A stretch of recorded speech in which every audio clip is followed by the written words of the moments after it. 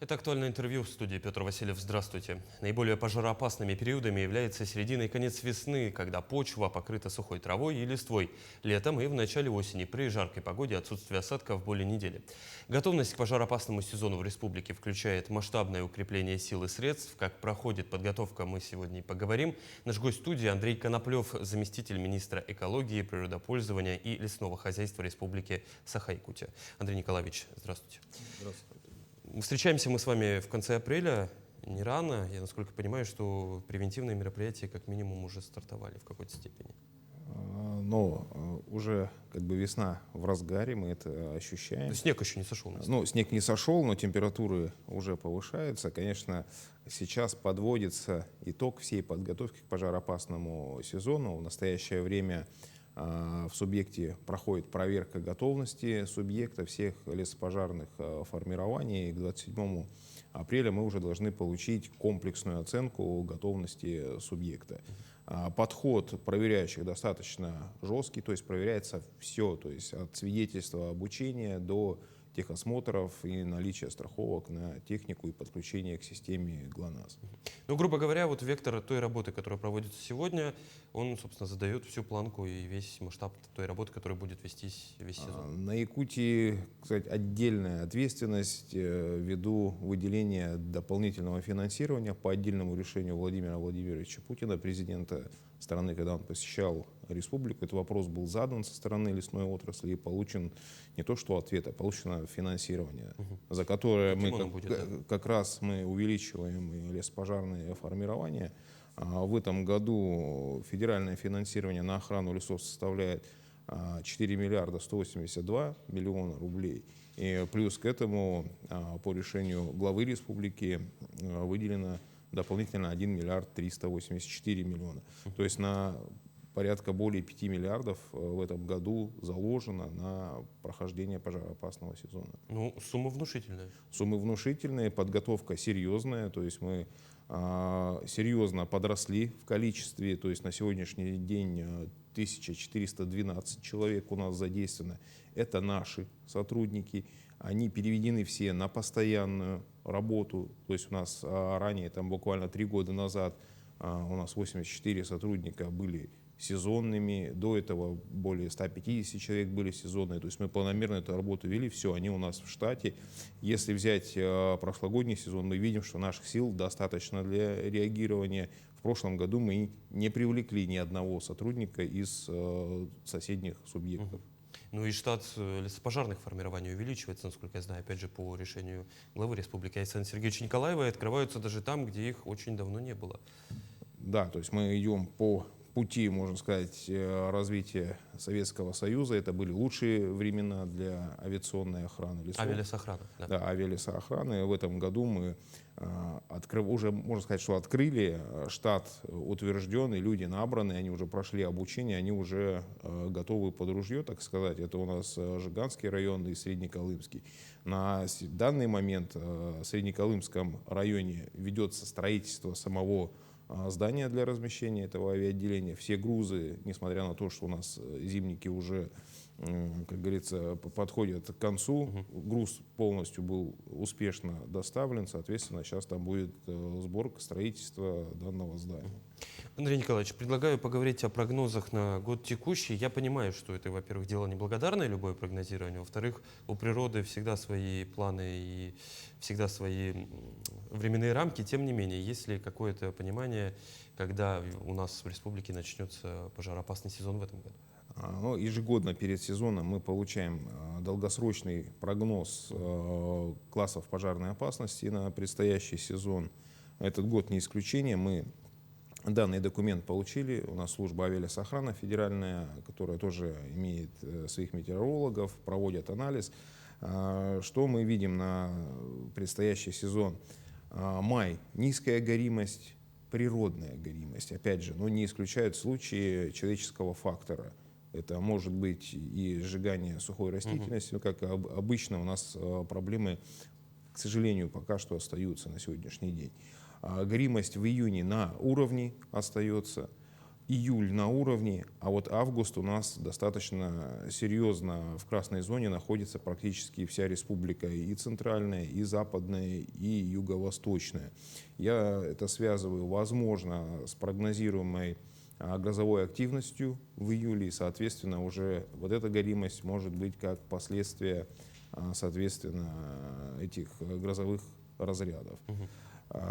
Если брать анализ прошлого года, мы видим, что, конечно, преобладающими причинами были грозовые разряды, но майские и начало июня, арктические районы, первая причина был человек, и это связано было с неконтролируемыми сельхозвыжиганиями, в результате которых мы получили 40 лесных пожаров, которые произошли по причине перехода огня с земель сельскохозяйственного назначения, либо с иных категорий.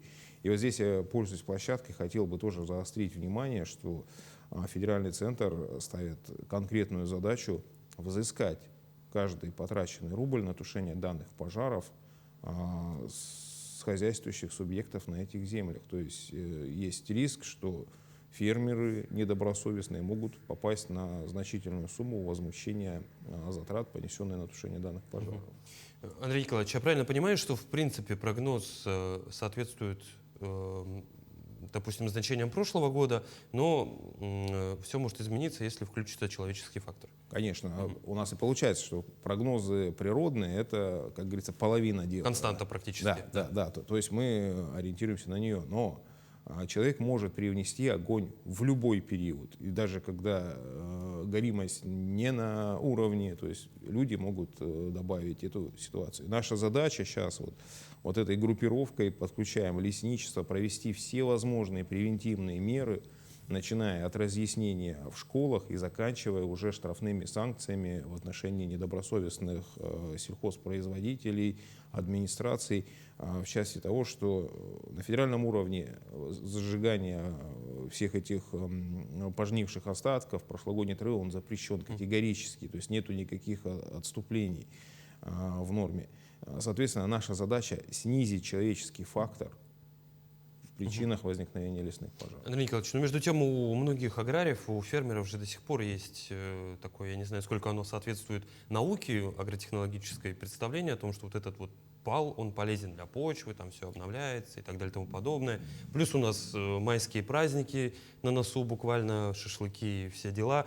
В любом случае какие-то, возможно, очаги будут. Вот какое наказание для тех, кто все-таки признан виновным? Наказание, если обратить внимание, последние годы, наверное, последние лет 5, административный кодекс ужесточает наказание за такие правонарушения, как нарушение правил пожарной безопасности, и нарушение правил безопасности в лесах не стало исключением. Если вкратце говорить, там много статей, пунктов этой статьи 8.32, но если взять самое минимально за нарушение обычных правил, то есть развел костер и не повлек пожара, то есть это от 15 тысяч до 60, если ты не стал причиной пожара. Потому что если ты стал причиной лесного пожара, там уже будет рассматриваться, какой ущерб ты нанес. И, возможно, нарушитель выйдет из санкций административного кодекса и перейдет в санкции уголовного. То есть условного шашлычника, который где-то неаккуратно себя в лесу повел, бросил стеклянную банку, бутылку, она как лупа сработала, все загорелось, можно отследить, я правильно понимаю? Да, если будет понятно, что если вина будет доказана, есть службы специальные, которые органы надзорной деятельности МЧС, то есть проводят экспертизы, если будет доказано, что это именно от его банки произошло, то Слушайте, так мало того, что ущерб, еще и затраты все. Серьезное дело. У нас еще ситуация бывает, как граждане это тоже к этому относятся немножко поверхностно. Бывает небольшой штраф, то есть 15 тысяч, там, он вытряхнул золу или что-то, его привлекли, пожар был. Просто на момент составления административного протокола еще не были посчитаны ущербы и так далее. То есть, когда его привлекли к административной ответственности, он уже признан виновным в самом факте. И потом еще доплатить. Да, а потом в конце приходит, грубо говоря, иск на то, что погасить затраты. и ущерб от лесного пожара, и там уже цифры шестизначные получаются. Ну, я в этом плане абсолютно не демократичный. Я считаю, что если есть правонарушение, то и тем более вред природе, его нужно возмещать в полном объеме. Андрей Николаевич, еще одна важная составляющая, которая взаимодействует с нашей природой, это промышленные компании, крупные предприятия, добывающие на территории лесных массивов, в том числе полезные ископаемые. Какую ответственность они несут за лесные участки? Ну, во-первых, я хочу отметить, что, наверное, они все на территории лесного фонда работают. В большинстве, не то что в большинстве, а практически все месторождения, все геологоразведки проходят по землям лесного фонда. На сегодняшний день требования к арендаторам есть. Кодекс лесной претерпел изменения в части того, что теперь арендатор обязан тушить в первую очередь на территории своих участков, но и по соглашению с Министерством экологии может быть привлечен на тушение пожаров в районе, которые происходят. Техникой. Техникой и людьми, можно так сказать, что в этом году в лесном плане у нас 3770 человек заявлены от органов местного самоуправления и от арендаторов в том числе, и 1600 единиц техники практически, вот техника как раз арендаторов. То есть это тяжелые бульдозера, которые мы можем использовать для опашки лесных пожаров. Но тенденция такая, то есть в последние сезоны мы видим, что горимость, она уходит больше в удаленные территории. То есть у нас рядом с населенными пунктами, скажем так, пожаров стало меньше. Как это было 5-4 года назад. Да, ну потому что профилактические работы, они ведутся, ну и плюс все равно то, что сгорело тогда, то есть нужно время для восстановления, то есть это все последствия еще там. Но вот в настолько удаленных местностях там же человек вряд ли может быть причиной лесных пожаров, или все-таки? А мы не говорим, что это человек. То есть и там вот по большей части грозовые. Да, но не исключены, потому что у нас есть куча населенных пунктов, которые расположены в лесах, в так называемой зоне контроля, где практически только спутниковый мониторинг. Вот благодаря этим новым 2 авиаотделениям этого года, 2 прошлого года мы сокращаем вот эту зону контроля. То есть мы теперь не просто наблюдаем, мы уже принимаем активное тушение. Мы сократили на 10 миллионов гектар. То есть сегодня мы обслуживаем 82 миллиона гектар уже. Андрей Николаевич, в заключение хочу спросить о профилактике. Я знаю, что Министерство ведет активную профилактическую работу в части возникновения лесных пожаров. Какие мероприятия включены в эту работу? Ну, как я отмечал, да, то есть начиная от проведения лекций, то есть сейчас школьники как раз учебный год подходит к концу, пока они еще в школе, проводятся семинары, открытые уроки, объясняются по соблюдению пожарной безопасности. Лесничими ведутся работы с сельхозпроизводителями, с арендаторами, лесозаготовителями по соблюдению правил пожарной безопасности. Ну, конечно, средства массовой информации, социальные ролики.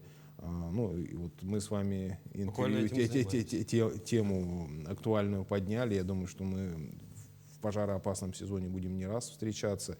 Ну и, конечно, мы работаем в таком формате, как брифинги, то есть о лесопожарной обстановке всегда и в ежедневном режиме разъясняем. Андрей Николаевич, ну мы с вами встречаемся буквально на заре всей этой большой работы. Ну, с моей точки зрения, не знаю, как с вашей профессиональной. Очень хочется, чтобы этот сезон у нас прошел без масштабных возгораний. И, конечно же, понятное дело, что у природы свои планы, но главное, чтобы человек в эти планы не вмешался в деструктивном разрезе. Я благодарю вас за интересную беседу. Спасибо, что пришли к нам в студию, ответили на наши вопросы. Спасибо. Это было актуальное интервью. До встречи.